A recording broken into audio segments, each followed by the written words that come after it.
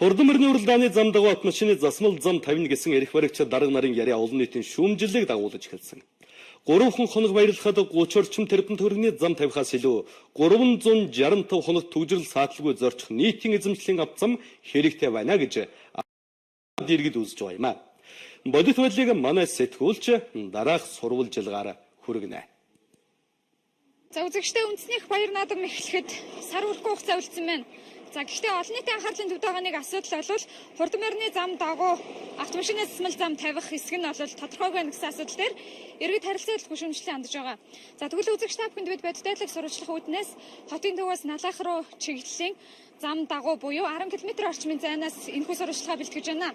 Тодорхойлбол үзэгчтэй яг одоо миний баруун гар талд харагдаж байгаа автозамын байр байдлыг бол харж байна. Нөхөөсүүд нь хүртэл хагарч суурсан байдалтай автомашин явахад бол маш хүндрэлтэй нөхцөл байдлыг үзэгчтэй харж байна. За гисэн дэвлэгчиг энэ жилийн тухайд бол Морин спорт уяаштай холбоо за дээрэс нь Монгол наадам цогцлбор хамтраад за санамжчиг таар үсэг зурсан энэ хүрээндээ хөдлөө худагдах хурдан морины уралдааны зам дагуу автозамыг бол тавина гэсэн мэдээллийг бол хүргэж байсан. За гэхдээ өнөөдөр зөвхөн 3 хоног баярлах наадмын баярт зориулсан автозамыг тавих нь чухал уу?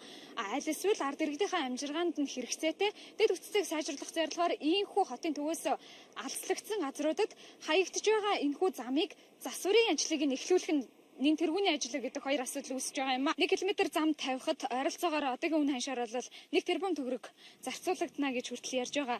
За тэгвэл хурдан морины уралдааны насны ангиллаас нь шалтгаалаад 10-аас 26 км автозамыг тавих шаардлага үүснэ. За тэгвэл 1 км автозамыг 1 тэрбум төгрөгөөр тавина гэж тооцвол ойролцоогоор 26 тэрбум төгрөгийг зөвхөн зам засварын ажилд зарцуулахар болж байгаа юм а. Тэгвэл үүний цаана өнөөдөр яг бодит байдал дээр нийслэлийн гэр хорооллын айл өргүүдийн дундах зам дээрэс нь одоо алслагдсан дүүргүүдийн автозамын нөхцөл байдал бол энэ чэнэс үзэгч та харж байна. Яг өнөөдөр автозамыг шинжлэх, засварлах ажлууд ийхүү хаягдж байгаа юм а.